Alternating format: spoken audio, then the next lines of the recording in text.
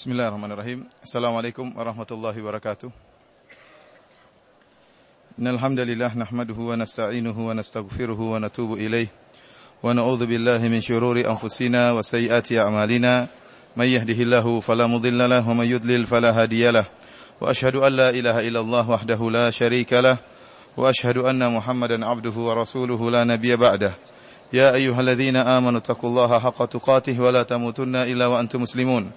يا أيها الناس اتقوا ربكم الذي خلقكم من نفس واحدة وخلق منها زوجها وبث منهما رجالا كثيرا ونساء واتقوا الله الذي تساءلون به والأرحام إن الله كان عليكم رقيبا يا أيها الذين آمنوا اتقوا الله وقولوا قولا سديدا يصلح لكم أعمالكم ويغفر لكم ذنوبكم ومن يطع الله ورسوله فقد فاز فوزا عظيما أما بعد فإن أصدق الحديث كتاب الله وخير الهدى هدى محمد صلى الله عليه وسلم وشر الأمور محدثاتها وكل محدثة بدعة وكل بدعة ضلالة وكل ضلالة في النار. Para hadirin jamaah umrah yang dirahmati oleh Allah Subhanahu wa taala, insyaallah pada malam hari ini kita lanjutkan penjelasan kita tentang hadis Jibril alaihi salam, di mana tatkala beliau datang menemui Nabi Muhammad sallallahu alaihi wasallam, lantas Jibril berkata kepada Nabi Muhammad, "Ya Muhammad, akhbirni anil iman." Wahai Muhammad, kabarkanlah kepadaku tentang iman. Maka Nabi sallallahu alaihi wasallam menjawab, "Al-iman an tu'mina billahi wa malaikatihi wa kutubihi wa rusulihi wal yaumil akhir wa tu'mina bil qadari khairihi wa syarrihi." Iman adalah engkau beriman kepada Allah dan kepada para malaikat. Beriman kepada kitab-kitab, kepada para rasul, dan beriman kepada hari akhirat, yaumil akhir, serta beriman kepada takdir yang baik maupun takdir yang buruk. Kemudian kata Jibril, "Shadaqta, engkau benar." Dan pada pertemuan-pertemuan yang lalu kita telah membahas tentang al-iman billah, dan insyaallah pada malam hari ini kita akan bahas tentang al-iman bil malaikah. Al-iman bil malaikah, karena tatkala Nabi sallallahu alaihi wasallam menjawab, Nabi mengatakan al-iman adalah an tu'mina billahi wa malaikatihi. Engkau beriman kepada Allah dan beriman kepada malaikat-malaikatnya. Oleh karenanya kita akan bahas tentang al-iman bil malaikah, beriman kepada malaikat, sebelum kita membahas tentang al-iman kepada al-kutub, kitab-kitab Allah dan rasul-rasulnya dan rukun-rukun iman yang lain. Dan secara hakikat memang malaikat diciptakan sebelum manusia, diciptakan sebelum manusia, diciptakan sebelum para rasul. Oleh karenanya pembahasan tentang malaikat lebih didahulukan dari pembahasan tentang para rasul dan tentang kitab-kitab. Demikian juga keimanan kepada para rasul dan keimanan kepada kitab-kitab berkaitan dengan keimanan kepada malaikat. Kenapa? Karena yang menurunkan wahyu malaikat. Malaikat yang menurunkan wahyu kemudian ketemu dengan para nabi, maka jadilah mereka nabi dan rasul.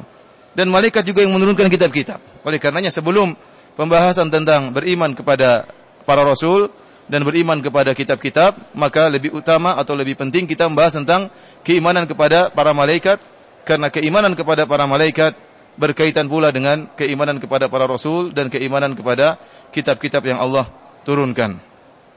Para hadirin rahmati oleh Allah Subhanahu wa taala, terlebih lagi masalah keimanan kepada para malaikat butuh perincian sebagaimana dirinci oleh Allah dalam Al-Quran dan juga dirinci oleh Nabi SAW dan juga dirinci oleh para ulama. Karena di sana ada pemikiran-pemikiran yang sesat, yang menyimpang dari akidah umat Islam tentang para malaikat.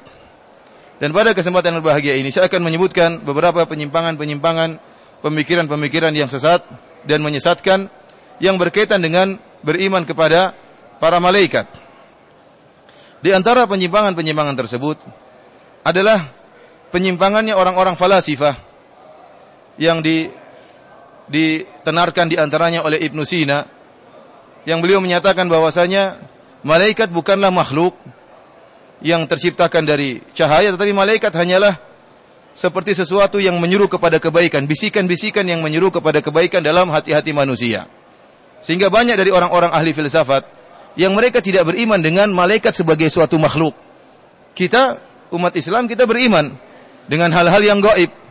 Beriman kepada adanya jin, kita beriman dengan jin, dan jin adalah suatu yang gaib. Dan terkadang kita bisa melihat atau bisa merasakan keberadaan jin. Meskipun dia adalah yang gaib, terkadang kita lihat ada orang kerasukan jin, terkadang kita merinding, terkadang kita dengar jin berbicara melalui seseorang atau jin kemudian menampakkan dengan bentuk-bentuk yang mengerikan misalnya, atau meniru bentuk seseorang. Kita beriman jin itu ada, meskipun kita tidak tahu bagaimana bentuk aslinya, tapi kita yakin jin itu ada. Demikian juga para malaikat. Mereka adalah makhluk yang gaib, yang telah dikabarkan oleh Allah Subhanahu wa taala. Para malaikat itu ada makhluk yang Allah turunkan, Allah tugaskan, para rasul, para utusan-utusan Allah yang bertugas dengan banyak tugas-tugas mereka. Ada yang ditugaskan untuk mengatur gunung, ada yang ditugaskan untuk mengatur awan, ditugaskan untuk mengatur hujan, ada yang ditugaskan untuk membawa risalah seperti malaikat Jibril alaihissalam, dan mereka memiliki bentuk dan mereka adalah makhluk yang nyata, bukan sekedar bisikan-bisikan atau suara-suara yang menyeru kepada kebaikan dalam hati manusia. Pemikiran seperti ini adalah pemikiran kekufuran. Barang siapa yang mengatakan saya beriman dengan malaikat, tetapi malaikat bukanlah suatu makhluk, malaikat hanyalah bisikan-bisikan kebaikan dalam hati, maka orang ini keluar dari Islam. Orang ini keluar dari Islam, karena kita tahu barang siapa yang mengingkari satu rukun dari rukun-rukun iman, ya, maka dia telah keluar dari Islam. Maka dia telah keluar dari Islam. Barang siapa yang mengimani 5 rukun iman, namun satu rukun dia ingkari, maka dia keluar dari Islam. Barang siapa yang beriman kepada Allah, kepada para rasul, kepada kitab-kitab, kepada hari akhirat, kepada takdir, namun dia tidak beriman kepada malaikat sebagaimana mestinya, dia menyatakan malaikat bukanlah makhluk yang ada, tetapi hanyalah hayalan, hanyalah bisikan-bisikan kebaikan dalam hati manusia, maka orang ini bukan orang Islam. Dia telah keluar dari Islam, karena pada hakikatnya dia mengingkari adanya makhluk yang bernama malaikat. Para hadirin rahmati Allah Subhanahu wa taala, pemikiran ini berangkat dari pendapat mereka, pendapat Ibnu Sina dan teman-temannya, yang menyatakan bahwasanya an-nubuwah amrun muktasab, bahwasanya kenabian merupakan perkara yang bisa diusahakan. Kenabian perkara yang bisa diusahakan, bukan perkara yang merupakan istifa, bukan merupakan pilihan dari Allah Subhanahu wa taala. Sehingga banyak di antara mereka berdalil dengan kondisi Nabi sallallahu alaihi wasallam tatkala pergi ke Gua Hira, kemudian Nabi sallallahu alaihi wasallam bertafakur di sana, kemudian lama-lama datang malaikat. Itu pemikiran mereka. Dan ini tidak benar. Nabi sallallahu alaihi wasallam tidak meraih kenabian dengan melalui pelatihan-pelatihan tertentu. Kata mereka, barang siapa ingin meraih kenabian, maka butuh dengan pelatihan-pelatihan tertentu. Seperti melaparkan, menjadikan diri mereka lapar. Contohnya seperti membuat mereka lapar, kemudian merenungkan dengan perenungan yang tinggi, kemudian melalui latihan-latihan tertentu, sampai akhirnya terhayalkan kepada mereka seperti ada malaikat yang datang. Padahal pada hakikatnya tidak ada malaikat tersebut. Ya. Oleh karenanya para hadirin yang dirahmati oleh Allah Subhanahu wa taala, ini pemikiran yang sesat dan menyesatkan. Kenabian tidaklah diraih dengan usaha sebagaimana persangkaan orang-orang falasifah. Kita lihat Nabi sallallahu alaihi wasallam, ya, tatkala ke Gua Hira, bukan dalam rangka untuk mencari kenabian, sebagaimana disebutkan dalam Sahih Al-Bukhari, yatahannath, disebutkan yatahannath, yaitu beliau berusaha menjauhkan diri beliau dari berbagai macam hins, dari berbagai macam kemaksiatan, kerusakan yang terjadi di kota Mekah tatkala itu. Ada orang yang banyak terjadi perzinahan, banyak terjadi kesyirikan, kemudian orang tawaf dalam keadaan telanjang, banyak yang minum khamar, kemudian banyak praktek riba, sehingga Nabi tidak suka dengan kondisi tersebut, maka beliau menjauh dari masyarakat, kemudian beliau berdiam di Gua Hira beberapa malam, membawa bekal, kemudian bertafakur tentang keagungan Allah Subhanahu wa taala, sampai Allah kirimkan malaikat Jibril untuk beri wahyu kepada beliau. Dan lihat jangan kita lihat cuma Nabi Muhammad SAW. Lihat nabi-nabi yang lainnya. Apakah ada nabi-nabi yang lainnya disebutkan bertapa terlebih dahulu sebagaimana Nabi Muhammad? Tidak ada. Hanya Nabi Muhammad yang kebetulan demikian alaihi salatu wassalam. Yang kebetulan tidak suka dengan kondisi kemaksiatan di kota Mekah, maka beliau beryatahannath. Beliau berusaha menjauhkan diri dari segala bentuk kemaksiatan. Adapun nabi yang lain seperti Nabi Isa sejak kecil sudah jadi nabi. Tidak perlu bertapa dulu langsung jadi nabi. Ya, Nabi Yahya juga demikian. Lahir kemudian besar sedikit sudah jadi nabi. Tidak ada melalui proses pertapaan. Nabi Musa pun tidak demikian. Nabi Musa jadi nabi. Allah Subhanahu wa taala jadikan beliau nabi. Tidak perlu melalui proses pertapaan. Dan juga Nabi Adam alaihissalam. Jadi nabi tidak pakai bertapa. Oleh karenanya yang mengatakan bahwasanya kenabian adalah perkara yang bisa dicari adalah kekufuran. Yang seakan-akan bahwasanya ada orang bisa jadi nabi setelah Rasulullah sallallahu alaihi wasallam, dan mereka melakukannya. Disebutkan dalam sirah-sirah mereka sejarah sebagian orang-orang falasifah ini, mereka kemudian mengadakan pelatihan-pelatihan sampai mereka berharap datangnya malaikat. Akan datang suatu yang aneh, keajaiban, namun bukan malaikat tapi jin, syaitan yang akan menyesatkan mereka. Sebagaimana kita melihat betapa banyak orang-orang mengaku menjadi nabi-nabi baru.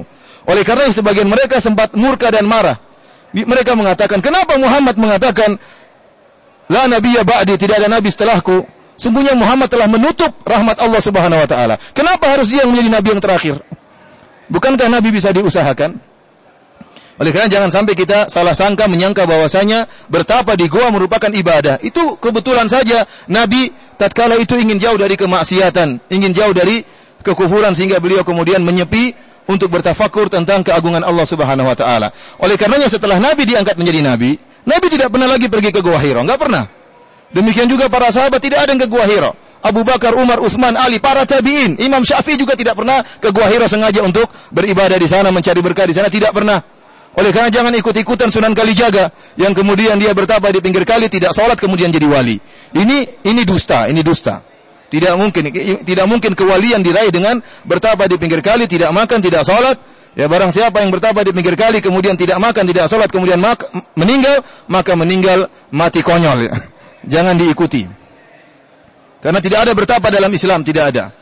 Ibadah alhamdulillah kita bisa berkhulwat di malam hari, tahajud, beribadah kepada Allah. Tidak perlu bertapa kemudian kalau enggak ada goa, cari goa.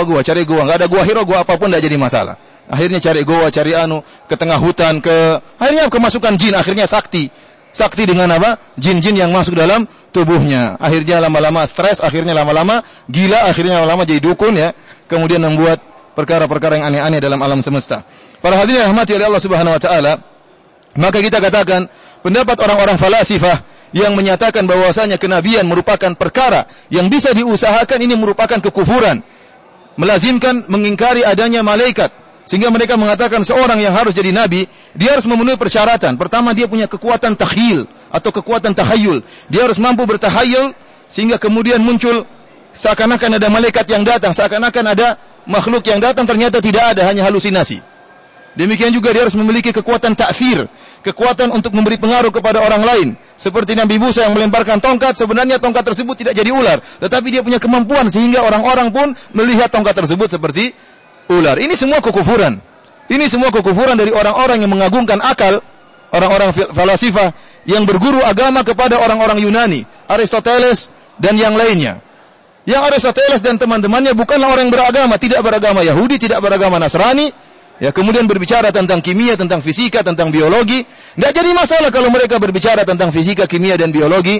Tetapi tatkala mereka berbicara tentang hal-hal yang gaib, maka ini di luar kemampuan mereka. Kemudian mereka mengkiaskan perkara-perkara yang nyata dengan yang gaib, ini berarti mencela akal. Akal yang sehat seharusnya tidak boleh mengkiaskan, menganalogikan antara perkara yang dia lihat dengan perkara yang tidak bisa dia ketahui. Barang siapa yang berusaha untuk mengkiaskan perkara yang dia lihat dengan perkara yang gaib, maka dia telah mencela akalnya sendiri. Oleh karena kita katakan kepada mereka, Anda sendiri tahu dalam diri Anda ada ruh. Coba jelaskan bagaimana ruh tersebut. Mereka tidak akan mampu untuk menjelaskan hakikat ruh. Padahal ruh mereka rasakan. Bagaimana ruh tersebut, dari zat apakah ruh tersebut, bagaimana sifat-sifatnya, bagaimana unsurnya, enggak ada yang bisa tahu. Yas'alunaka 'anir ruh, qulir ruhu min amri rabbi, wa ma utitum minal ilmi illa qalila. Mereka bertanya kepada engkau tentang ruh, katakanlah ruh dari urusan perkara Rabbmu, dan mereka tidak diberi ilmu kecuali hanyalah sedikit. Kalau ruh yang hadir dalam diri mereka tidak bisa mereka ngerti sifat-sifatnya, bagaimana dengan suatu yang gaib seperti jin, kemudian malaikat dan yang lain-lainnya. Para hadirin rahmati Allah Subhanahu wa taala, di antara penyimpangan dalam keimanan terhadap malaikat yang tidak sampai pada derajat kekufuran, yaitu pendapat sebagian orang yang menyatakan bahwasanya malaikat dan jin merupakan satu kesatuan. Jadi malaikat adalah jin yang soleh. Malaikat adalah jin yang soleh. Ini tidak benar. Ya. Dalam hadis jelas, malaikat beda dengan jin. Kata Nabi SAW, khuliqatil malaikatu min nur, wa khuliqatil jan min marijin min nar, wa khuliqa Adam mimma wusifa lakum. Kata Nabi SAW bahwasanya malaikat diciptakan dari cahaya, kemudian jin diciptakan dari api, dan Adam diciptakan dari sebagaimana yang Allah jelaskan dalam Al-Quran, yaitu dari tanah. Karenanya beda antara malaikat dengan jin dan tugasnya berbeda. Ya. Jin ditugaskan dan jin bisa bermaksiat, malaikat tidak. Tidak sama antara malaikat dengan jin, sehingga Allah mengatakan ada jin yang masuk neraka. Walaqad dzara'na fi jahannam katsiran minal jinni wal ins. Sungguh kami akan memenuhi neraka jahanam dengan banyaknya jin dan manusia. Malaikat tidak. Malaikat la ya'sunallaha ma amarahum wa yaf'aluna ma yu'marun. Mereka tidak pernah membangkang perintah Allah dan mereka menjalankan apa yang Allah perintahkan kepada mereka. Ya, adapun dalil-dalil yang mereka sebutkan adalah dalil-dalil yang tidak benar, dan insyaallah pada waktunya kita akan jelaskan bantahan terhadap dalil-dalil mereka. Di antara penyimpangan dalam malaikat adalah penyimpangan pemahaman tentang sayap-sayap malaikat. Kita tahu Allah Subhanahu wa taala menyebutkan malaikat adalah makhluk yang memiliki sayap. Alhamdulillahi fatiris samawati wal ardi ja'ilil malaikati rusulan uli ajnihatin mathna wa thulatha wa ruba' yazidu fil khalqi ma yasha. Kata Allah Subhanahu wa taala, innallaha ala kulli syai'in qadir. Kata Allah Subhanahu wa taala, alhamdulillah, segala puji bagi Allah yang telah menciptakan langit dan bumi dan menjadikan para malaikat sebagai utusan-utusan Allah Subhanahu wa taala yang memiliki sayap-sayap. Ada yang 2, ada yang 3, ada yang 4. Jadi malaikat ada yang sayapnya 2, ada yang 3, ada yang 4. Kata Allah, yazidu fil khalqi ma yasha. Dan ada yang Allah tambah, terserah Allah. Oleh karenanya malaikat Jibril alaihissalam, sayapnya dalam hadis yang sahih 600 sayap. Kalau sayapnya satu dibuka menutup cakrawala. Ya. Ini malaikat Jibril. Allah mengatakan yazidu fil khalqi ma yasha. Allah menambah apa yang Allah kehendaki. Kemudian kata Allah, innallaha ala kulli syai'in qadir. Sungguhnya Allah Maha Kuasa atas segala sesuatu. Di sini ada dua penyimpangan dalam masalah ini yang diucapkan oleh sebagian orang. Seperti ada yang mengatakan bahwasanya ya, malaikat tidak bersayap. Sayap-sayap itu hanyalah ibarat dari kekuatan seperti berapa volt ya. Jadi kalau 2 itu voltnya sekian, seperti kekuatan elektrik yang ada pada tubuh malaikat untuk bisa terbang dengan cepat, untuk bisa berpindah dengan cepat ya. Karena malaikat memang gerakannya sangat cepat, luar biasa. Kita bayangkan dalam hadis tatkala ada yang bertanya kepada Nabi tunggu dari Jibril, maka Jibril langsung ke Allah turun lagi dalam waktu dekat, dalam waktu sangat cepat untuk mengabarkan apa yang Allah beritahukan kepada Jibril untuk diberitahukan kepada Nabi sallallahu alaihi wasallam. Kata mereka, gerakan-gerakan ini membutuhkan kekuatan yang luar biasa dan sayap-sayap tersebut tidak ada fungsinya, ya. Itu hanya sekedar lambang dari simbol-simbol kekuatan. Kita bilang ini tidak benar.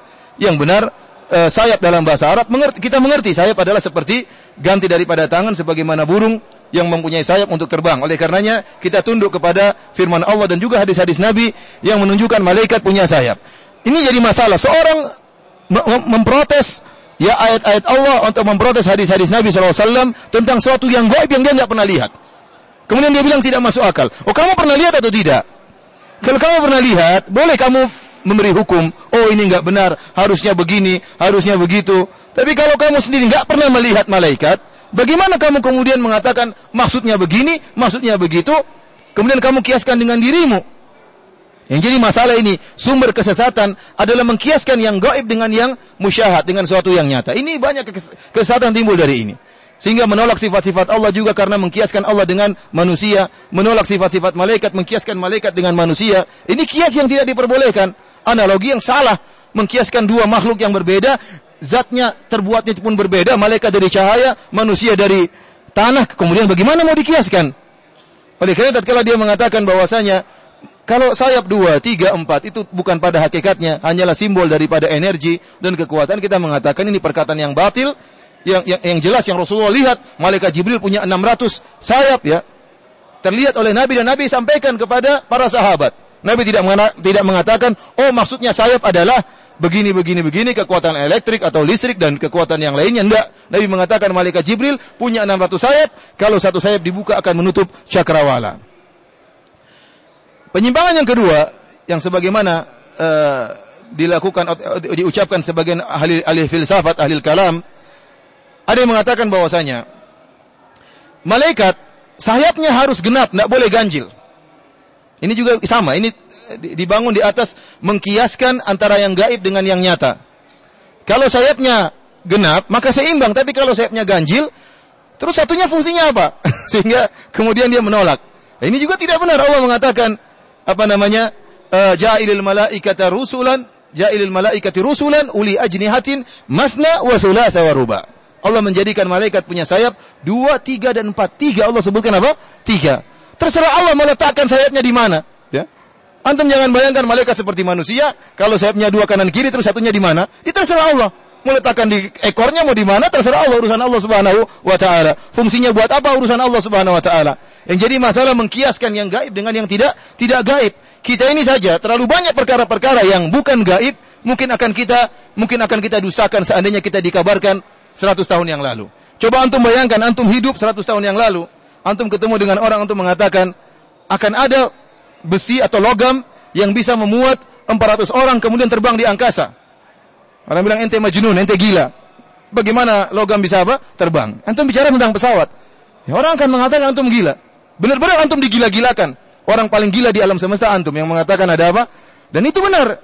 Itu seandainya disampaikan 100 tahun lalu yang otak manusia tidak sampai, mereka akan dustakan.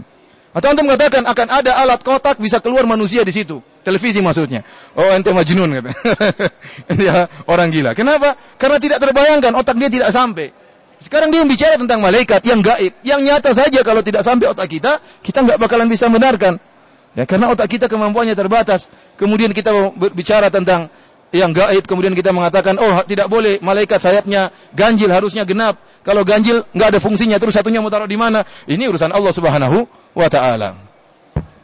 Para hadirin rahmati oleh Allah Subhanahu wa taala, di antara penyimpangan tentang malaikat, sebagian orang yang menyatakan, sebagian orang-orang yang tersesat yang menyatakan malaikat tidak berbicara dengan suara-suara yang didengar, tetapi pembicaraan dengan pembicaraan hati. Pembicaraan apa? Hati, yaitu ada makna yang nyambung ke otak tetapi tidak ada suara yang didengar. Dan ini adalah kedustaan pula. Karena Rasulullah SAW mendengar perkataan apa? Malaikat. Jibril mengatakan, "Iqra, bacalah." Kata Nabi SAW, "Ma'ana biqari, saya tidak bisa baca." Kemudian faqattani ghattan syadidan, kemudian malaikat Jibril kemudian memeluk Nabi SAW atau mendekap Nabi SAW, thumma arsalani, kemudian dilepaskan. Malaikat Jibril mengatakan lagi, "Iqra, bacalah."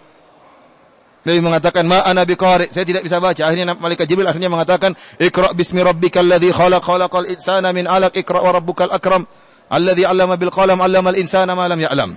Ini suara yang didengar oleh Nabi sallallahu alaihi wasallam. Demikian juga tatkala malaikat datang dalam bentuk malaikat Jibril yang sedang kita bahas hadis Jibril, datang dalam bentuk orang Arab Badui. Kemudian malaikat Jibril mengatakan, "Ya Muhammad akhbirni anil Islam." Wahai Muhammad, kabarkanlah aku tentang Islam. Didengar oleh Nabi dan didengar oleh para sahabat. Suara yang didengarkan. Mereka ini karena menggunakan otak mereka yang dangkal, mereka mengatakan, "Enggak, suara tidak terdengar. Hanyalah bisikan-bisikan hati, ya, bukan suara yang terdengar, ada lafal-lafalnya, ada huruf-hurufnya." Kata mereka seperti tatkala Allah Subhanahu wa taala memerintahkan bumi dan langit, ya, untuk datang, maka bumi dan langit mengatakan, "Ataina ta'iin." Kami datang dalam keadaan taat. Kata mereka, lihat bumi dan langit tidak bisa bicara, namun Allah sebutkan dalam Al-Quran, qalata ataina ta'iin. Mereka berdua, yaitu langit dan bumi, berkata, kami datang dalam keadaan taat. Kata mereka, lihat ini maksudnya bukan perkataan, tapi berupa pemahaman saja, bukan merupakan perkataan. Kita bilang ini batil, ya karena terlalu banyak dalil yang menunjukkan malaikat berbicara dengan Allah Subhanahu wa taala, malaikat berbicara di antara mereka dalam hadis-hadis, malaikat berbicara dengan para anbiya, malaikat berbicara dengan suara yang didengar oleh sebagian sahabat, malaikat berbicara dengan penghuni neraka, malaikat berbicara dengan penghuni surga. Banyak dalilnya dalam Al-Qur'an, dalam hadis-hadis Nabi sallallahu alaihi wasallam. Adapun bumi berbicara, siapa yang bilang kamu bahwasanya bumi tidak bisa berbicara? Ini kondisi di suatu kondisi di mana Allah bisa menjadikan bumi dan langit berbicara. Sebagaimana di hari kiamat kelak Allah menjadikan tangan-tangan dan kaki-kaki berbicara. Al-yawma nakhtimu ala afwahihim wa tukallimuna aydihim wa tashhadu arjuluhum. Kata Allah Subhanahu wa taala, pada hari tersebut kami akan tutup mulut-mulut mereka. Kemudian tangan-tangan mereka berbicara, kaki-kaki mereka menjadi saksi. Allah mampu jadikan tangan-tangan dan kaki berbicara meskipun tidak ada pita suaranya. Allah mampu. Radio saja enggak ada pita suaranya bisa ngomong. Televisi aja bisa putar suara keras, apalagi Allah mampu menjadikan tangan-tangan dan kaki berbicara. Kehendak Allah Subhanahu wa taala menjadikan bumi dan langit bisa berbicara. Nabi sallallahu alaihi wasallam mengatakan, "Inni la'alamu hajaran bi Makkah kana yusallimu alayya." Kata Nabi, saya tahu ada sebuah batu di Mekah dulu beri salam sama saya. Kita bilang Nabi bohong. Nabi dengar batu berbicara. Para sahabat mendengar tasbihnya, ya, makanan yang sedang dimakan oleh Nabi sallallahu alaihi wasallam didengar oleh para sahabat. Para sahabat dalam hadis yang sahih mendengar bagaimana jidha, yaitu mimbarnya Nabi yang terbuat dari korma, menangis, merintih rindu kepada Nabi sallallahu alaihi wasallam. Didengar oleh para sahabat. Satu masjid semuanya dengar. Allah mampu menjadikan benda-benda yang jamid bisa berbicara dengan kehendak Allah Subhanahu wa taala. Dalam hadis Nabi sallallahu alaihi wasallam mengatakan ya tentang sapi bisa berbicara, kata Nabi sallallahu alaihi wasallam, "Bainama rajulun yamshi bi baqaratin idraqibaha." Dalam Sahih Al-Bukhari. Tatkala ada seorang sedang berjalan bersama seekor sapi, tiba-tiba tuannya itu, pemilik sapi tersebut naik di atas sapi tadi. Maka sapi tersebut protes. "Inni lam ukhlaq li hadza, innama khuliqtu lil harth." Wahai bos, kata sapinya, saya tidak diciptakan untuk kau tunggangi. Tunggangnya kuda, himar sana, bukan saya ditunggangi. Saya diciptakan untuk bajak sawah. Maka para sahabat tatkala yang hadir mengatakan, "Abaqaratun tatakallam?" Wahai Rasulullah, apakah sapi bisa berbicara? Kata Rasulullah SAW, "Fa inni uminu bidzalik wa Abu Bakrin wa Umar." Saya beriman dengan hal itu dan Abu Bakar dan juga Umar. Ya, Allah bisa menjadikan hewan bisa berbicara, Allah bisa menjadikan benda mati berbicara, semua kekuasaan Allah Subhanahu wa taala. Oleh karenanya kita bilang para malaikat dalam akidah Ahlussunnah wal Jamaah, akidah umat Islam, malaikat berbicara kepada Allah, berbicara kepada di antara mereka, berbicara terhadap penghuni surga, penghuni neraka, dan dengan suara yang didengar oleh Nabi dan juga didengar oleh sebagian para sahabat. Kemudian para hadirin dirahmati oleh Allah Subhanahu wa taala, ini keyakinan-keyakinan yang ada di orang-orang yang mengaku sebagai umat Islam. Baik Falasifa, Ibnu Sina dan teman-temannya semua mengaku sebagai umat Islam. Sekarang kita berbicara tentang keyakinan agama-agama lain tentang malaikat, ya. Keyakinan-keyakinan yang sesat yang muncul dari orang-orang yang tidak mengaku beragama Islam. Di antaranya adalah al-malahidah, orang-orang ateis. Jelas orang-orang ateis yang mengingkari, jangankan malaikat, Allah saja mereka ingkari, bagaimana lagi para malaikat. Mereka mengingkari para malaikat. Yang kedua di antaranya pemahaman orang-orang musyrikin. Orang musyrikin Arab jahiliyah dahulu, mereka beriman kepada para malaikat, namun mereka memiliki penyimpangan-penyimpangan dalam pemahaman terhadap malaikat, tentang hakikat para malaikat. Di antaranya ada di antara mereka yang menjadikan malaikat sebagai Tuhan-Tuhan selain Allah Subhanahu wa taala. Sehingga mereka menyembelih untuk malaikat-malaikat tersebut, mereka beribadah kepada malaikat-malaikat tersebut agar malaikat-malaikat tersebut memberi syafaat bagi mereka di sisi Allah Subhanahu wa taala, ya. Oleh karena di akhirat kelak Allah mengatakan, "Ahaula'i kanu iyyakum ya'budun." Ya. Dalam Al-Qur'an Allah mengatakan, apakah mereka dahulu menyembah kalian wahai para malaikat? Allah bertanya kepada malaikat. Allah masukkan sebagian orang dalam neraka jahanam. Allah mengatakan, apakah dahulu mereka menyembah kalian wahai para malaikat? Kata para malaikat, "Bal kanu ya'budunal jinna aktsaruhum bihi mu'minun." Akan tapi kebanyakan mereka menyembah jin, ya, kebanyakan mereka beriman kepada jin. Ini buktinya bahwasanya sering jin-jin muncul mengaku sebagai malaikat. Sering jin-jin muncul mengaku sebagai malaikat. Sehingga mereka, jin-jin tersebut memiliki kesaktian, kemudian menyuruh mereka untuk melakukan pengorbanan, tumbal dan yang lain-lainnya, sementara mereka menyangka itu adalah malaikat. Sehingga malaikat di akhirat kelak membantah ini semua, dan malaikat mengatakan, "Bal kanu ya'budunal jin." Akan tapi mereka tidak menyembah kami ya Allah, mereka menyembah jin. Aktsaruhum bihi mu'minun. Kebanyakan mereka beriman kepada jin-jin tersebut. Di antara keyakinan yang salah menyimpang dari kaum musyrikin Arab dahulu, mereka meyakini bahwasanya malaikat adalah putri-putri Allah. Putri-putri Allah, dan ini merupakan kesesatan. Kesesatan yang pertama, mereka menyatakan Allah punya anak. Padahal Allah mengatakan, "Qul huwallahu ahad, Allahus samad, lam yalid wa lam yulad." Allah tidak beranak dan tidak dilahirkan. Ya. Allah murka akan hal ini. Wa qalu ittakhadhar rahmanu walada. Mereka mengatakan Allah punya anak. Kemudian kesesatan yang kedua, anak Allah pun perempuan. Pertama menyatakan Allah punya anak, yang kedua anaknya perempuan. Padahal orang-orang musyrikin dahulu kalau punya anak perempuan mereka bunuh. Mereka tidak suka anak perempuan. Kata Allah, "Tilka idzan qismatun dhiza." Ini pembagian yang tidak adil. Allah, kalian tidak suka anak perempuan, terus kalian mengatakan Allah punya anak perempuan. Wa idza busyira ahadukum bil untha dhalla wajhuhu muswadda wa huwa kadhim yatawara minal qaumi min su'i ma busyira bihi ayumsikuhu ala hunin am yadussuhu fit turab ala sa'a ma yahkumun. Kata Allah Subhanahu wa taala, jika dikabarkan kepada mereka lahirnya seorang anak wanita, maka jadilah wajah mereka hitam. Mereka merasa malu sehingga mereka bersembunyi agar tidak diketahui oleh orang-orang kampung. Kemudian mereka berpikir, ini mau dibunuh sekarang atau nanti saja. Ya. Artinya mereka orang jahiliyah tidak suka punya anak perempuan. Lantas mereka mengatakan Allah punya anak, dan anak Allah juga apa? Perempuan. Dan ini merupakan penyimpangan dalam masalah malaikat. Kemudian di antara penyimpangan orang-orang musyrikin, mereka menyatakan bahwasanya para rasul itu harusnya dari para malaikat, bukan dari manusia. Allah ngutus para rasul dalam bentuk manusia, sejak Nabi Adam, Nabi Nuh, Nabi dan seterusnya, Nabi Bani Israel, Nabi Musa, Nabi Isa, sampai Nabi Muhammad SAW, semuanya manusia. Dan sejak zaman dahulu mereka selalu protes. Mereka tidak mau seorang utusan Allah berupa manusia, mereka ingin dari malaikat. Seperti mereka berkata kepada para rasul Allah, faqala al-mala'u alladhina kafaru min qaumihi ma hadha illa basharun mithlukum yuridu an yatafaddala 'alaykum walau syaa'a Allahu la anzala malaikatan ma sami'na bihadza fi aba'ina al-awwalin.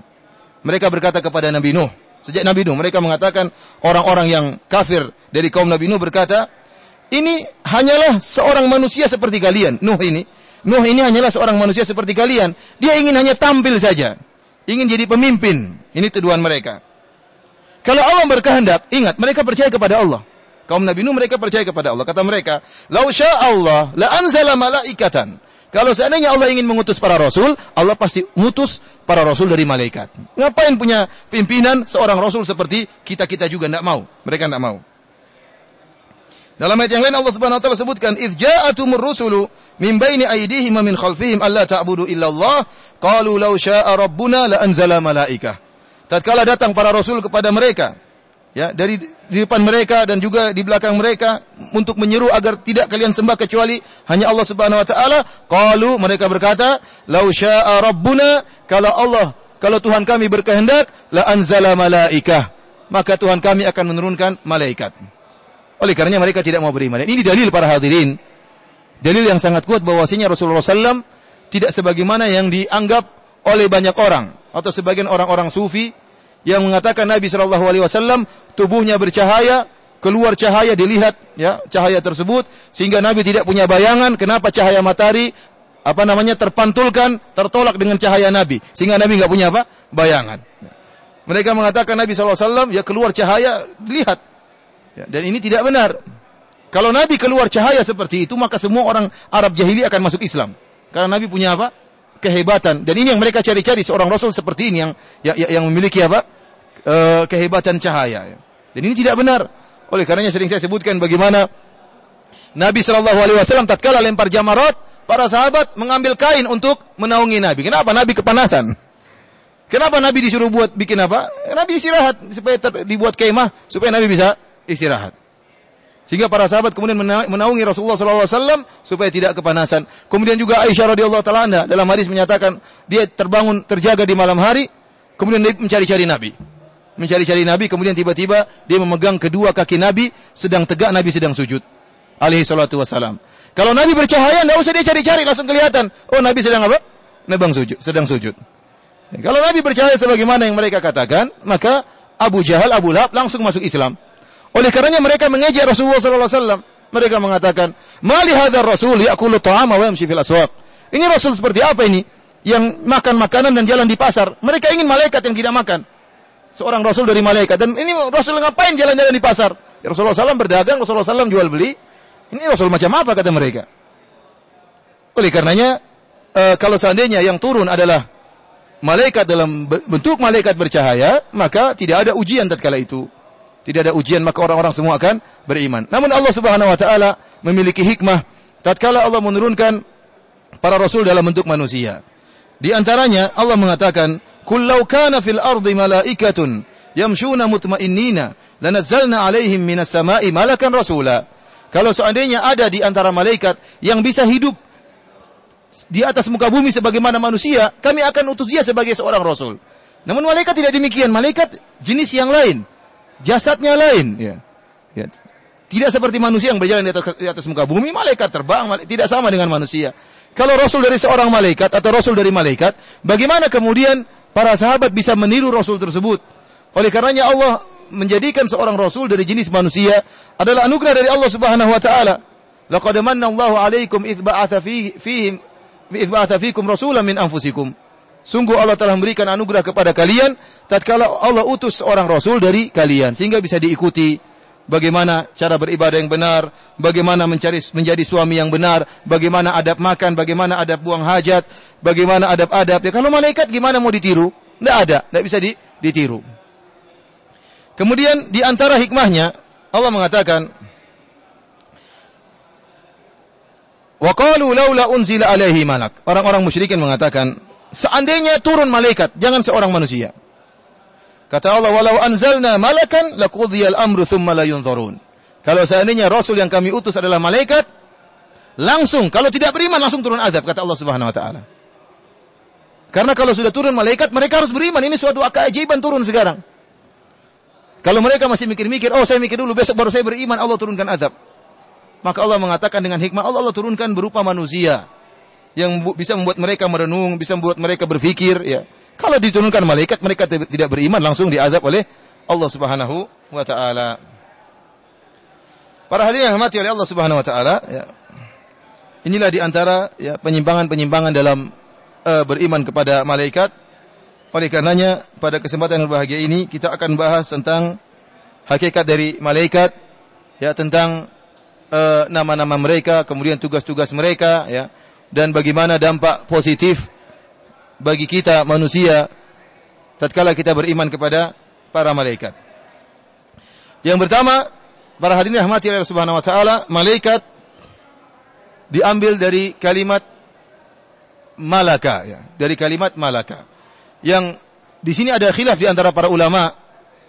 Malaka ini apakah diambil dari alaka atau dari malaka? Ada yang mengatakan bahwasanya malak diambil dari huruf hamzah, lam dan kaf, yaitu dari alaka, yang berarti risalah. Jadi maklak asalnya maklak, ditambah mim jadi maklak yang artinya utusan. Akan tapi demikian dalam bahasa Arab, sering hamzah dihilangkan untuk takhfif, untuk memudahkan pengucapan yang tadinya maklak menjadi malak. Ini pendapat banyak ulama yang berpendapat demikian. Jadi dari al-alukah, yaitu dari artinya risalah. Pendapat yang kedua menyatakan bahwasanya malak berasal dari huruf mim, lam dan kaf, yang artinya adalah syiddah, kekuatan. Artinya adalah syiddah, kekuatan. Dan dalam bahasa Arab disebutkan malaktul ajin, ya, artinya aku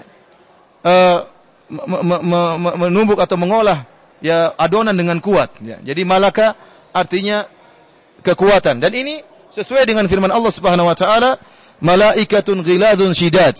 Bahwasanya di dalam neraka jahanam ada para malaikat yang kasar dan syidad dan sangat kuat. Sehingga malaka diambil dari kalimat malaikat, diambil dari kalimat malaka yang artinya kuat. Akan tapi Allah alam bisawab, pendapat yang lebih kuat adalah pendapat yang pertama, yang menyatakan bahwasanya malaikat diambil dari maklak, dari alaka, yang artinya risalah. Karena para malaikat adalah utusan-utusan Allah Subhanahu wa taala. Sebagaimana dalam banyak ayat menjelaskan akan hal ini. Di antaranya firman Allah Subhanahu wa taala yang tadi telah saya sebutkan, alhamdulillahi fatiris samawati wal ard ja'ilil malaikati rusulan. Allah menjadikan para malaikat sebagai rasul-rasul, sebagai utusan-utusan Allah, sebagai petugas-petugas Allah Subhanahu wa taala. Kemudian juga dalam banyak ayat para malaikat, ya, Allah menyebutkan para malaikat sebagai para rasul. Seperti firman Allah Subhanahu wa taala, walamma ja'at rusuluna Ibrahim bil busyra. Tatkala rasul-rasul kami mendatangi Nabi Ibrahim dan memberi kabar gembira akan datangnya seorang anak. Allah menamakan para malaikat tersebut dengan para rasul. Kemudian juga dalam ayat yang lain kata Allah, falamma jaa ala lutinil mursalun. Tatkala datang kepada keluarga Nabi Lut mursalun, para utusan, yaitu para malaikat. Kemudian juga Allah bersumpah dengan para malaikat, wal mursalati urfa, demi para malaikat, demi para malaikat yang diutus oleh Allah Subhanahu wa taala. Oleh karena secara bahasa wallahu a'lam bishawab yang dirojikan oleh banyak ulama bahwasanya malaikat diambil dari kalimat alaka yang artinya rasul. Dan ini memberi faedah kepada kita bahwasanya malaikat hanyalah utusan Allah Subhanahu wa taala. Dia tidak memiliki sesuatu pun di alam semesta ini. Beda kalau kita katakan malaikat kuat, malaikat hebat, seakan-akan ada terkesan malaikat bisa mengatur sebagian alam semesta. Jawabannya tidak. Malaikat hanyalah sekedar utusan yang ditugaskan oleh Allah. Benar malaikat ada yang mengatur awan, benar malaikat ada yang mengatur gunung, benar malaikat ada yang mengatur hujan, ya, benar malaikat ada yang mencabut nyawa, benar malaikat ada yang mengatur atau menyalakan api neraka jahanam, penjaga surga dan yang lainnya. Namun semua mereka hanyalah utusan, hanyalah tugas, menjalankan tugas dari Allah Subhanahu wa taala. Oleh karenanya mereka tidak bisa melakukan apa-apa kecuali dengan izin Allah Subhanahu wa taala. Karena demikianlah fungsi seorang rasul. Rasul hanya menjalankan tugas dari yang mengutusnya. Seorang rasul hanya menjalankan tugas dari yang mengutusnya. Kemudian perkara berikutnya, para hadirin rahmati oleh Allah Subhanahu wa taala,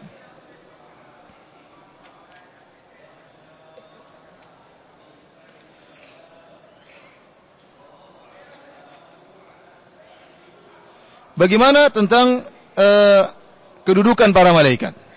Para malaikat adalah makhluk-makhluk Allah yang sangat mulia. Oleh karenanya Allah dalam Al-Quran bersumpah dengan para malaikat. Seperti firman Allah, wal mursalat, demi para malaikat yang diutus. Was-saffati saffa, demi para malaikat yang bersaf-saf.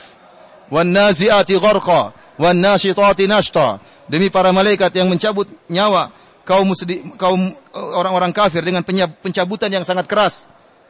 Wan nasyitati nashta, dan demi para malaikat yang mencabut roh-rohnya kaum mukminin dengan penuh kelembutan.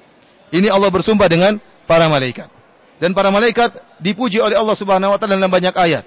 Di antaranya seperti firman Allah Subhanahu wa taala, Allah mensifati para malaikat dengan al-muqarrabun, yaitu makhluk-makhluk Allah yang didekatkan kepada Allah Subhanahu wa taala. Allah berfirman, la yastankifal masihu ay yakuna 'abdan lillah walal malaikatul muqarrabun. Ya, Masih ibnu Maryam, Isa bin Maryam, tidak enggan untuk menjadi hamba Allah Subhanahu wa taala, demikian juga para malaikat yang dimuliakan. Jangankan Nabi Isa manusia, Nabi Isa tidak enggan menjadi hamba Allah. Jangankan Nabi Isa, malaikat saja yang makhluk yang sangat hebat, yang sangat luar biasa, yang didekatkan kepada Allah, yang dekat dengan Allah, tidak enggan untuk sujud kepada Allah Subhanahu wa taala. Apalagi manusia-manusia seperti kita, ya. Tentunya kita lebih utama untuk sujud dan menjadi hamba-hamba Allah Subhanahu wa taala.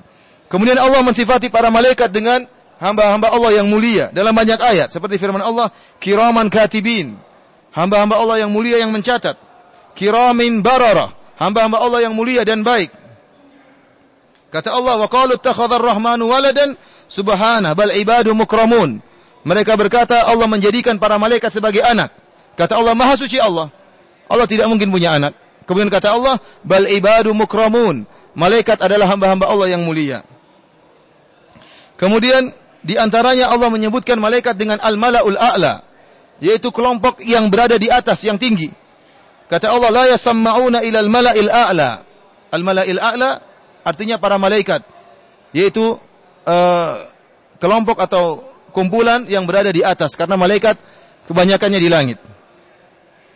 Kemudian juga Allah Subhanahu wa taala menyebutkan dalam Al-Qur'an dalam banyak ayat, ya, yang menjelaskan tentang bagaimana mulianya para malaikat. Kalau kita baca satu persatu tentunya sangat panjang dan membutuhkan waktu yang banyak. Sekarang kita bahas tentang penciptaan malaikat. Dari manakah malaikat diciptakan? Dalam hadis yang sahih, Rasulullah SAW bersabda, khuliqatil malaikatu min nur. Malaikat diciptakan dari cahaya. Wa khuliqal jan min marijin min nar. Jin diciptakan dari nyala api. Wa khuliqa Adam mimma wusifa lakum. Adapun Nabi Adam diciptakan dari sebagaimana yang kalian disifatkan, itu dari turab.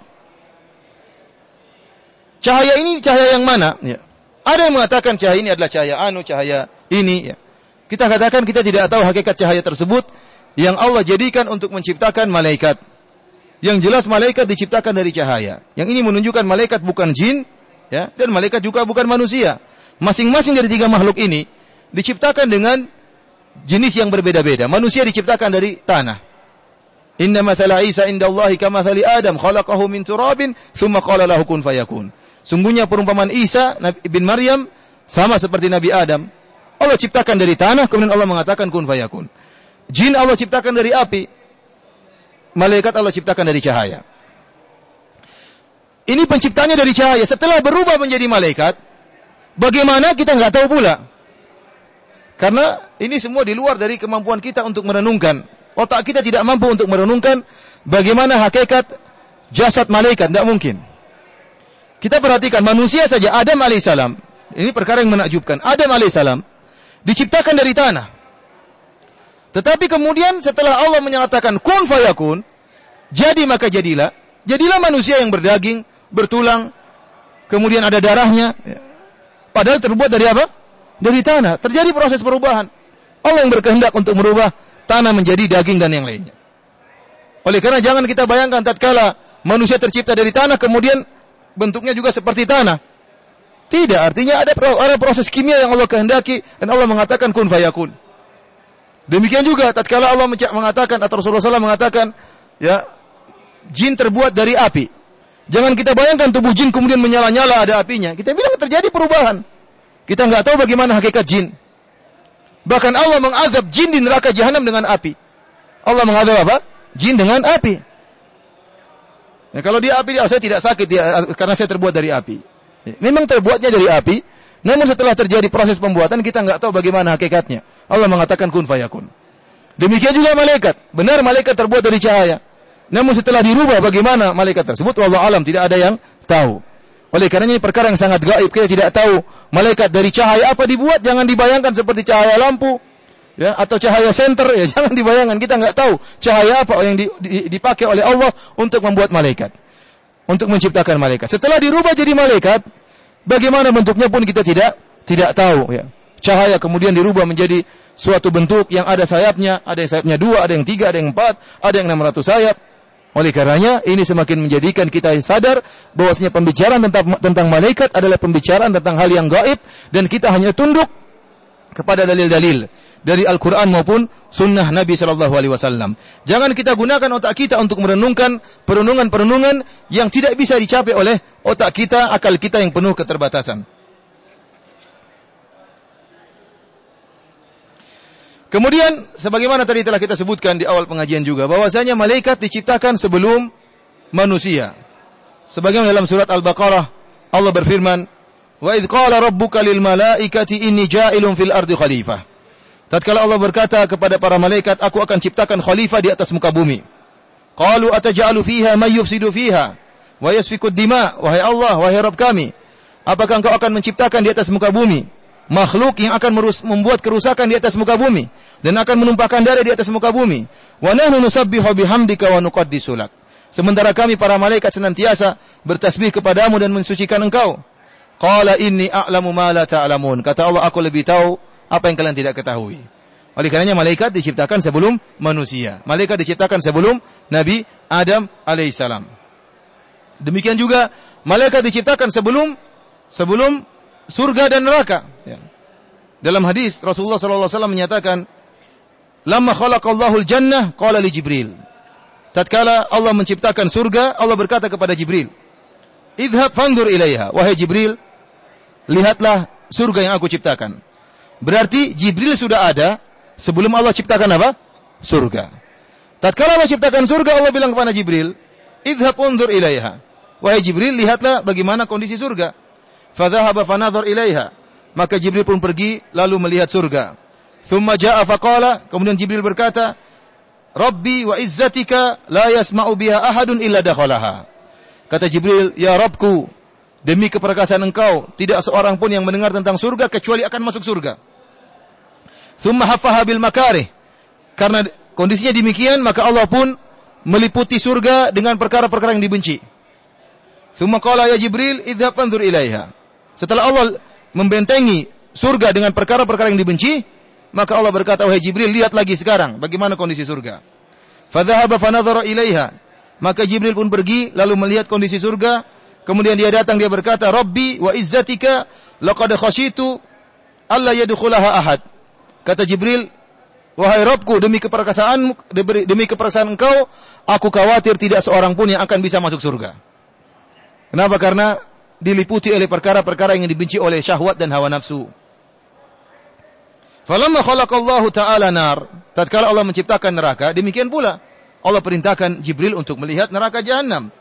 Setelah itu dilihat oleh malaikat Jibril, Jibril berkata, wa izzatika la yasma'u biha ahadun fayadkhulaha. Ya Allah, Demi keperkasaan Engkau tidak seorang pun yang dengar tentang neraka kemudian mau masuk. Enggak ada yang mau masuk ya Allah. Kemudian Allah Subhanahu wa taala haffaha bisyahwat. Lalu Allah tutup neraka jahanam atau Allah liputi neraka jahanam dengan perkara-perkara yang sesuai dengan syahwat, dengan hawa nafsu. Kemudian Allah berkata, wahai Jibril, pergilah dan lihat bagaimana kondisi neraka sekarang. Maka berangkatlah Jibril, kemudian melihat kondisi neraka jahanam. Kemudian dia datang dan berkata, Rabbi wa izzatika laqad khasyitu alla yabqa ahadun illa dakhalaha. Kata Jibril, ya Rabbku, demi keperkasaan Engkau aku khawatir tidak seorang pun yang tersisa kecuali masuk dalam neraka jahanam. Karena terlalu banyak syahwat yang meliputi neraka jahanam dan kebanyakan manusia mengikuti syahwat mereka. Ini dalil bahwasanya para malaikat diciptakan sebelum penciptaan Nabi Adam alaihissalam dan para malaikat juga diciptakan sebelum penciptaan surga dan neraka.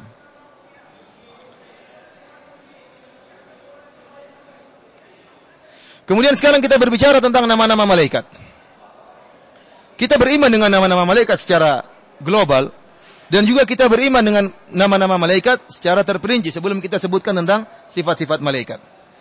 Di antara nama-nama malaikat adalah al-malaikah dan ini sering datang dalam Al-Qur'an dan juga dalam hadis-hadis. Di antara juga nama malaikat adalah al-malak. Al-malak. Dalam Al-Qur'an Allah berkata, "Wal malaku ala arja'iha." Wa jaa rabbuka wal malaku saffan saffa. Datang Rabbmu dan datang para malaikat bersaf-saf. Allah sebutkan dengan kalimat al-malak. Kemudian al-malaul a'la, yaitu kelompok yang ada di tempat yang tinggi sebagaimana tadi telah kita sebutkan. Di antara nama malaikat adalah junudu, al-junud, yaitu pasukan. Pasukan Allah Subhanahu wa taala. Kata Allah, "Wa ma ya'lamu junuda rabbika illahu." Dan tidak ada yang mengetahui jumlah para pasukan Allah yaitu para malaikat kecuali Allah Subhanahu wa taala. Tidak ada yang tahu jumlah malaikat kecuali Allah Subhanahu wa taala. Allah kirim para malaikat sebagai pasukan untuk mengalahkan orang-orang musyrikin. Dalam Al-Qur'an Allah berfirman, "Ya ayyuhalladzina amanu dzkuru ni'matallahi 'alaikum."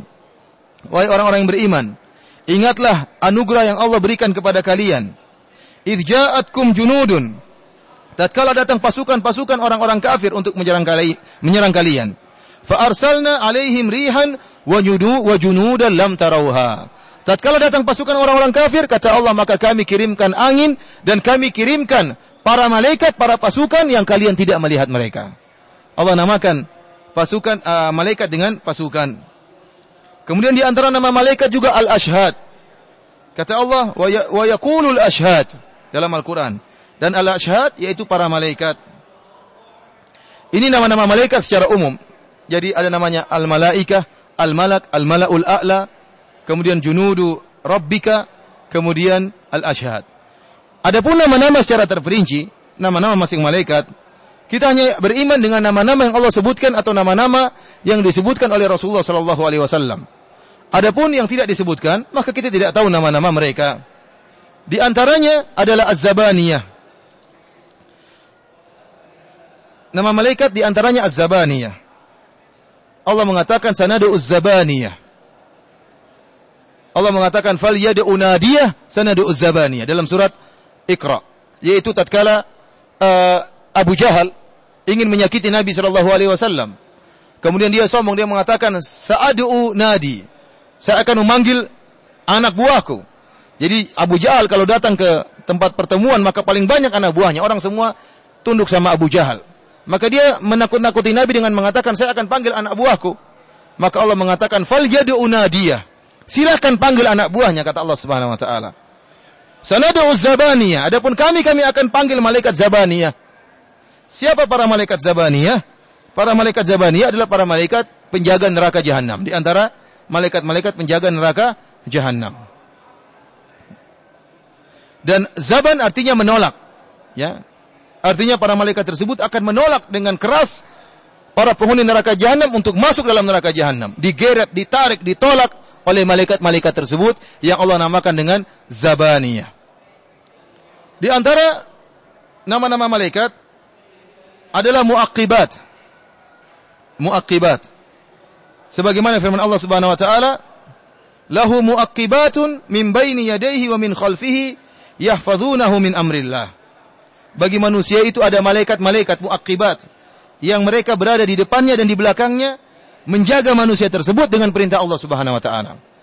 Kalau seorang yang baik, maka Allah kirimkan para malaikat untuk menjaganya dengan perintah Allah Subhanahu wa taala. Di antara nama-nama para malaikat adalah Al-Hafazah. Al-Hafazah. Allah mengatakan wa yursilu alaikum hafazah.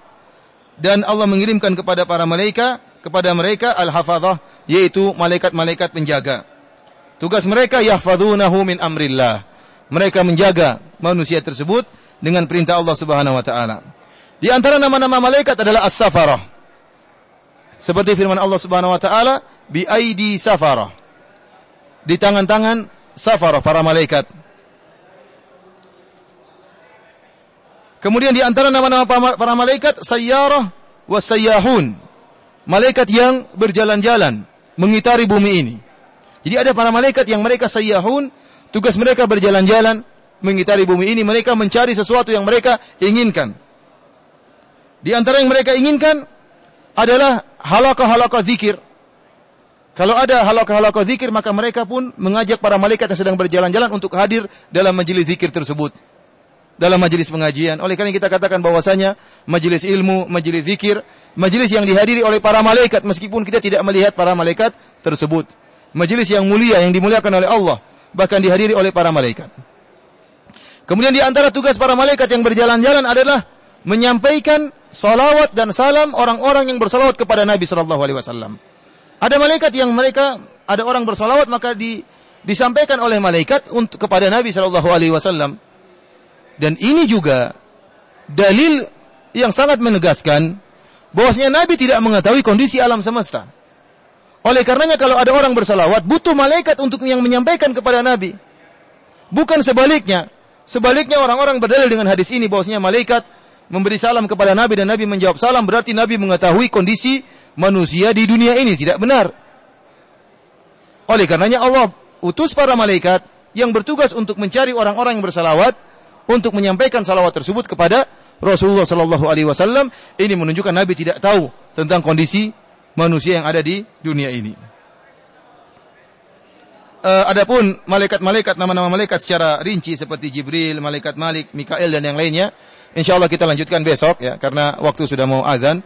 Kalau ada yang bertanya saya persilakan, wallahu taala alam bisawab. Ada yang bertanya secara langsung? Pertanyaan, Ustaz, apakah ada tingkatan dalam dunia malaikat? Ada. Ya. Bahwasanya malaikat Jibril adalah malaikat yang paling mulia. Malaikat-malaikat yang ikut dalam perang Badar juga lebih mulia daripada malaikat-malaikat yang lainnya. Ini dijelaskan oleh Nabi sallallahu alaihi wasallam. Kata Nabi, bagaimana menurut kalian tentang orang-orang yang ikut perang Badar? Maka Nabi mengatakan demikian pula para malaikat yang ikut perang Badar. Di antara malaikat-malaikat yang lain. Ustaz, apakah bisikan untuk ajakan untuk berbuat baik atau bertakwa kepada Allah adalah suara dari malaikat? Wallahu a'lam bishawab ya. Apakah itu memang tugas malaikat untuk menyuruh hati kepada kebaikan sebagaimana lawannya jin yang menyuruh kepada apa? Keburukan. Wallahu a'lam bishawab. Mungkin saja ya. Ya, karena di antara malaikat ada yang menyuruh kepada kebaikan. Ya. Bagaimana bentuknya? Mungkin dengan bisikan-bisikan tersebut, wallahu a'lam bishawab. Tetapi malaikat sendiri adalah makhluk yang ada. Bukan sekedar bisikan-bisikan tanpa ada yang membisik. Saya bilang ada bisikan-bisikan tapi ada yang membisik. Sebagaimana jin sering membisikkan. Oleh karena saya pernah menghadapi seorang yang kerasukan jin Nasrani. Dan selalu jin Nasrani itu membisikkan kekufuran dalam hati dia. Bahwasanya Isa adalah anak Allah, bahwasanya Muhammad adalah nabi yang batil, nabi yang tidak benar. Dan dia selalu telepon saya mengeluhkan, Ustaz, ini selalu ada bisikan dalam hati saya karena jin yang masuk dalam dirinya jin yang beragama Nasrani, sehingga butuh untuk diruqyah.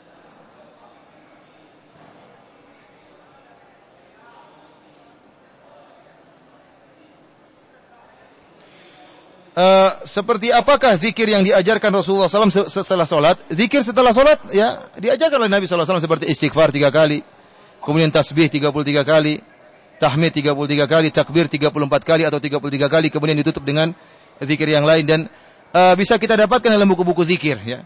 Coba cari di buku toko-toko buku di sekitar sini ya. Cari zikir-zikir tentang setelah solat. Atau alhamdulillah banyak buku-buku dicetak di tanah air ya, buku-buku zikir ya, dicetak ada buku-buku yang bagus ya. Saya anjurkan seperti bukunya Al Ustadz Yazid ya, yang judulnya Judulnya apa ya? Bukunya saja kita. Apa? Doa dan Wirid, ya, itu buku yang ditulis oleh salah seorang dari ustadz kita yang dia berdasarkan hadis-hadis yang sahih dan dicetak oleh Pustaka Imam Syafi'i. Buku itu menyebutkan bukan cuma zikir salat tapi zikir-zikir yang lainnya. Cari di Indonesia banyak ya. Di Indonesia banyak ya. Mungkin di Singapura juga ada, di Malaysia juga ada.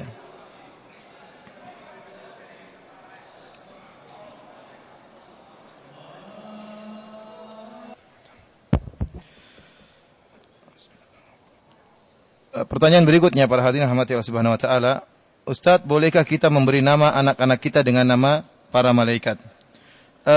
Masalah ini ada khilaf di antara para ulama tentang memberikan nama anak-anak dengan nama para malaikat. Al-Baghawi menyebutkan bahwasanya Umar bin Khattab radhiyallahu taala anhu kariha dzalik, benci akan hal ini ya. Tidak, karena apa? Karena para sahabat tidak ada yang namanya nama para malaikat, demikian juga tabi'in. Dan mereka tidak menamakan anak-anak mereka dengan nama-nama para malaikat.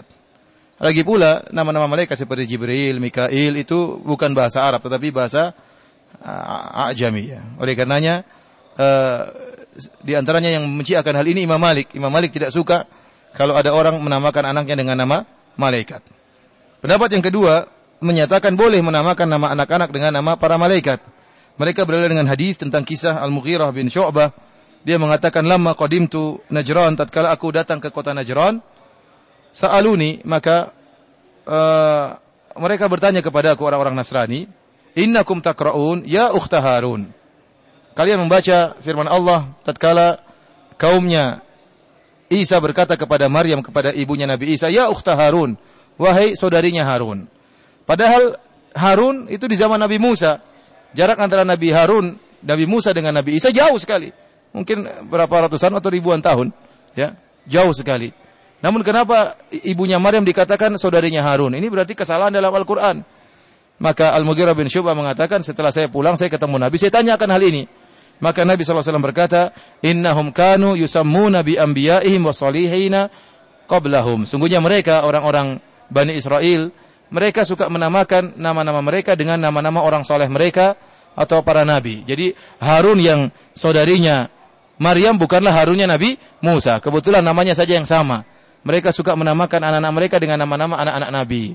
Oleh karenanya mereka mengatakan, kalau menamakan nama orang, dan ini syariat sebelum kita, namun tidak dilarang oleh Nabi.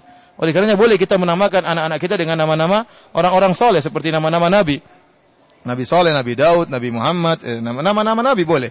Kalau orang-orang soleh dari kalangan Nabi boleh kita gunakan sebagai nama, demikian juga para malaikat yang mereka semuanya salihun. Mereka saleh semuanya. Boleh kita namakan anak kita Jibril, Mikail, ya, Israel, pencabut nyawa. Oleh karenanya boleh menamakan dengan nama-nama malaikat. Ini pendapat yang kedua. Wallahu a'lam bishawab ya. Saya lebih condong kepada pendapat yang pertama ya. Karena para sahabat tidak pernah menamakan anak-anak mereka dengan nama-nama apa? Para malaikat. Demikian juga tabi'in tidak pernah menamakan anak-anak mereka dengan nama-nama malaikat. Alhamdulillah kita bisa menamakan dengan nama-nama orang saleh, nama-nama para imam, nama-nama para sahabat, nama-nama para nabi. Adapun menamakan perempuan dengan nama malaikat maka hukumnya haram. Menamakan perempuan dengan nama malaikat maka hukumnya haram. Yang menakjubkan di sini, Imam Malik di antara ulama yang membenci penamaan anak-anak dengan nama para malaikat. Padahal Imam Malik sendiri namanya Malik. Malik adalah nama malaikat. Ya Malik, liyaqdi alaina rabbuk. Ya, orang-orang neraka jahanam mengatakan, wahai Malik, hendaknya Rabbmu bunuh kami saja, kami tidak mau hidup lagi. Kata Malik, innakum makithun, kalian akan terus hidup. Ya. Malik ini kita katakan ini bukan kesalahan Imam Malik. Ya. Yang namain dia bukan dia, tapi bapaknya yang namakan dia dengan apa?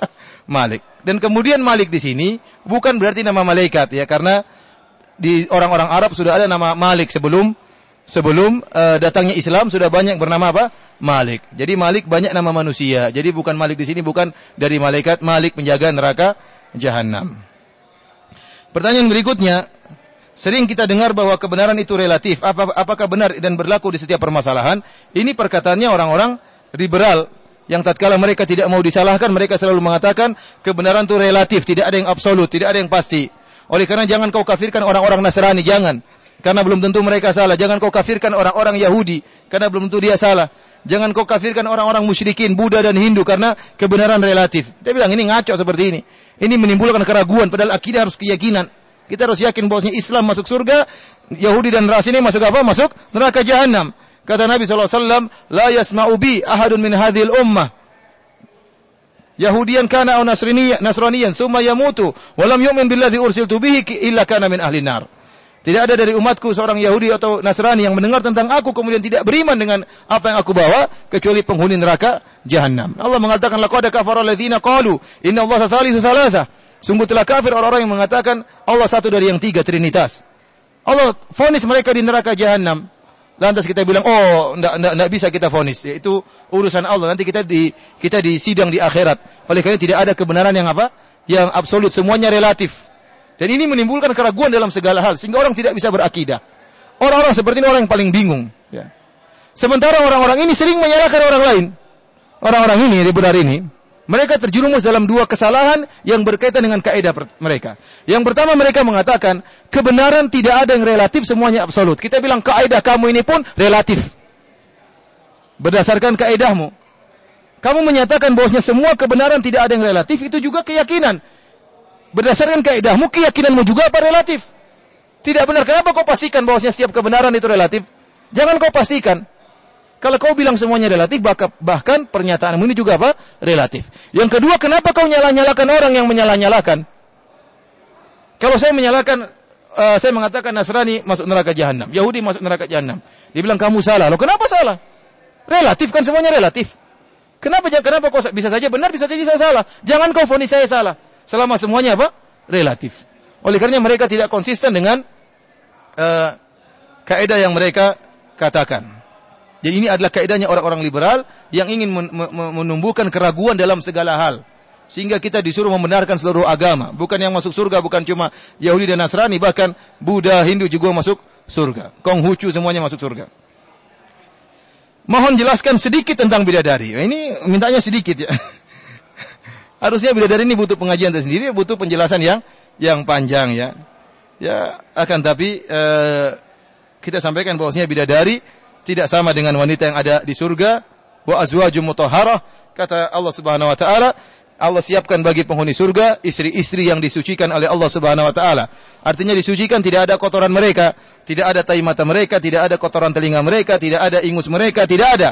Ya, tidak ada kotoran apapun, ya, mereka tidak buang angin, tidak ada kentutnya, tidak ada. Semuanya bersih, semuanya harum, ya, semuanya harum. Oleh karenanya jangan disamakan dengan wanita-wanita yang ada di dunia. Oleh karena seorang tatkala ingin bermaksiat, tertarik melihat wanita-wanita dunia yang cantik jelita, yang tidak halal bagi dia, ingat bagaimanapun cantiknya wanita tersebut, pasti ada kotorannya. Ingatlah bidadari di surga yang tidak ada kotorannya. Maka jangan sampai seorang kemudian ingin mencari wanita yang penuh dengan kotoran sehingga merelakan wanita yang disucikan oleh Allah di surga kelak. Demikian saja para hadirin rahmati oleh Allah Subhanahu wa taala, kajian kita pada kesempatan kali ini. Besok insyaallah kita lanjutkan lagi dengan izin Allah Subhanahu wa taala. Wabillahi taufik. Assalamualaikum warahmatullahi wabarakatuh.